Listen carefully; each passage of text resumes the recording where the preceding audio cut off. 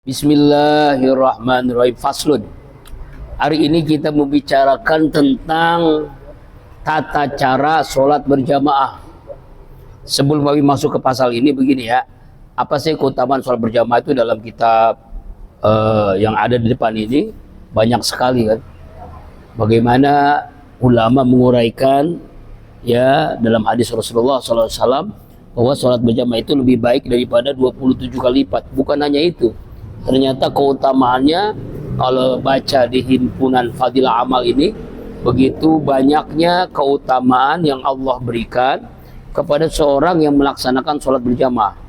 Sederhananya begini ya, kita itu kan pasti ingin ya rezeki terbaik, kehidupan terbaik, jasmani sehat terbaik, wafat terbaik, punya keluarga terbaik, punya keturunan terbaik, nanti kamu lulus kuliah nilai terbaik. Ya, maka lakukan ibadah terbaik. Kalau kita biasa melakukan ibadah terbaik, imbasnya buahnya kehidupan kita menjadi terbaik. Terbaik itu syaratnya ada 4. Pertama, sholat di awal waktu. Lakukan sholat di awal waktu, dimanapun berada. Yang kedua, berjamaah. Usahakan berjamaah, walaupun cuma 2 orang. Ya, ketiga, masjid musola. Ini musola ya, masjid lebih utama masjid. Ya, yang keempat, khusyuk. Lakukan dengan khusyuan. Qad aflal mu'minun alladzina hum fi sholatihim khashi'un.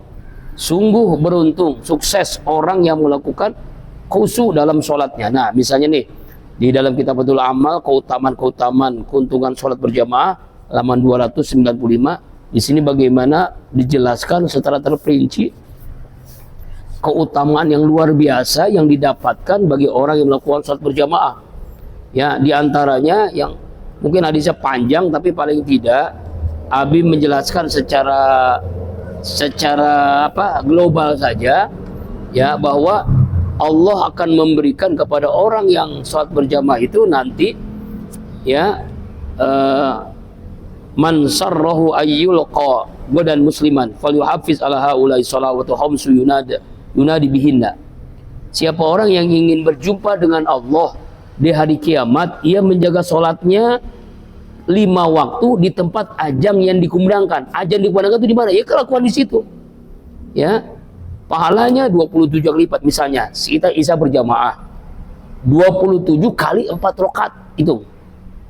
27 kali 4 rakaat. Tadi kan sholat isya kan 4 rakaat. Begitu luar biasa pahala yang Allah berikan. Bahkan dalam hadis lain, ketika dia nanti di alam kubur, ya diberikan oleh Allah ya, bisa menjawab pertanyaan munkar dan nakir. Ya begitu banyaknya. Ini nanti dalam khusus ya, kajian khusus. Nah, sekarang tata caranya nih. Tata cara ya dalam pasal kitab Safinun Najah halaman 22 ini, bagaimana pengarang kitab Salim bin Samir Ad-Darami al-Madhab Imam Syafi'i mengatakan suwarul qudwati tis'un. Gambaran sholat berjamaah itu ada 9. Gambaran sholat berjamaah itu ada 9. 5 yang sah, 4 yang batal. Arti sah itu memang sesuai dengan ketentuan, SOP-nya jelas. Sedangkan yang batal arti tidak sesuai dengan SOP, sholatnya tidak sah. Yang sah itu pertama, qudwatu birojulin birojulin. Makmumnya laki-laki kepada imam laki-laki itu sah. Ya, makmum laki-laki baik 1, 2 atau banyak kepada imamnya laki-laki itu sah. Yang kedua, qudwatu mra'atin birojulin. Makmumnya perempuan kepada laki-laki itu sah juga. Semuanya jawab perempuan, kamu sendiri asep sebagai imam, sah hukumnya. Yang penting imamnya laki-laki. Nah, yang kedua, ketentuan yang ketiga SOP-nya, qudwatu khunsa birojulin. Makmumnya khunsa kepada laki-laki sah. Khunsa itu adalah apa nih? Saya lihat di googling aja ya. Dalam kitab Safinah, khunsa itu adalah individu yang memiliki 2 alat kelamin, benar kan? Jadi dia punya 2 alat kelamin sekaligus. Alat kelamin laki-laki, alat kelamin perempuan. Laki-laki namanya jakar, perempuan nama farji. Ya, dua-duanya, atau dia sama sekali tidak punya 2 alat kelamin. Ada juga alat kelamin jantan nggak punya, alat kelamin perempuan nggak ada. Hanya sekedar nggak punya, hanya sekedar untuk BAB doang. Ya mungkin pipisnya lewat sekalian itu, lubang itu. Jadi nggak ada ininya, nggak ada dompetnya, begitu nggak ada. Dua-duanya nggak ada. Bisa dua kemungkinan. Dua-duanya punya atau tidak ada sama sekali. Itu namanya khunsa. Ya, itu namanya alat kelamin yang muskil, diragukan.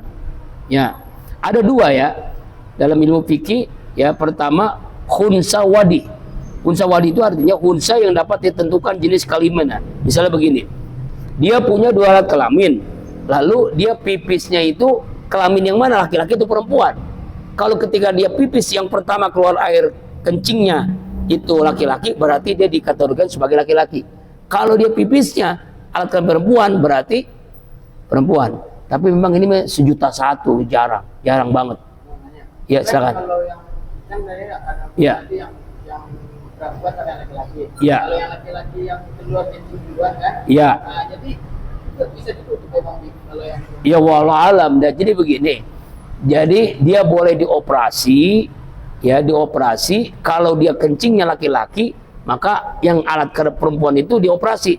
Kalau teknologi sekarang mah dokteran udah canggih, bisa. Jangankan itu, cangkok jantung aja bisa kan? Jantung dicangkok bisa, apalagi sekedar alat kelamin. Seperti kan banyak kan, ini kalau yang kasus-kasus di Indonesia itu memang dia mah laki-laki tapi dijadikan perempuan. Siapa namanya itu dulu Dorce yang almarhum, kemudian siapa lagi tuh? Ya, yang memang laki-laki awalnya. Ya, siapa tuh? Apa? No, tuh apal tuh ya. Yes. Ya. Nah, itu. Ya, itu namanya unsa ya, jadi unsa.